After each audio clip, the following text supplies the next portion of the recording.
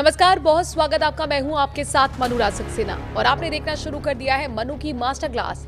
Iran से शांति की कोशिशों पर फिर ब्रेक लग गया है। ट्रंप बोले अभी सही डील के लिए तैयार नहीं है तेहरान। अमेरिका और ईरान के बीच जारी युद्ध को खत्म करने की कोशिशों के बीच अमेरिकी राष्ट्रपति डोनाल्ड ट्रंप ने कहा कि तेहरान समझौता करना चाहता है, लेकिन अभी वो उनके मुताबिक सही डील के लिए तैयार नहीं है। ट्रंप के इस बयान से दोनों देशों के बीच कूटनीतिक गतिरोध के जल्द खत्म होने की उम्मीदों को एक बार फिर से झटका लग गया है।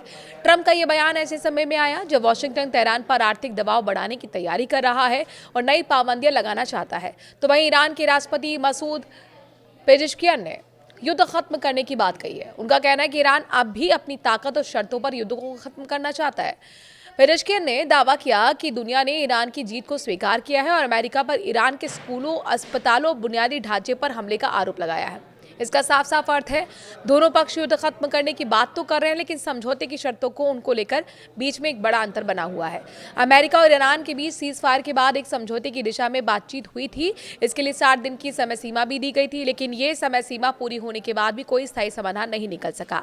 दोनों पक्षों ने समझौते के टूटने के लिए एक दूसरे को जिम्मेदार ठहराया है।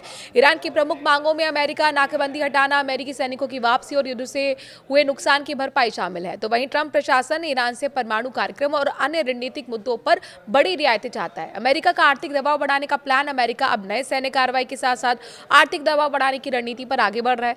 वॉशिंगटन की ओर से ईरान पर नए और कड़े प्रतिबंध लगाने की तैयारी है। ईरान ने इन प्रतिबंधों को अपनी संप्रभुता और साथ ही दूसरे देशों के संप्रभुता के खिलाफ बड़ा खतरा बताया है। ईरान के विदेश मंत्रालय ने प्रवक्ता की तरफ से साफ तौर पर अमेरिका के कदम को क्लासिक और औपनिवेशिक नीति की वापसी को बताया है। इससे साफ है कि प्रतिबंधों के मुद्दे पर भी दोनों देशों के बीच टकराव कम नहीं हुआ।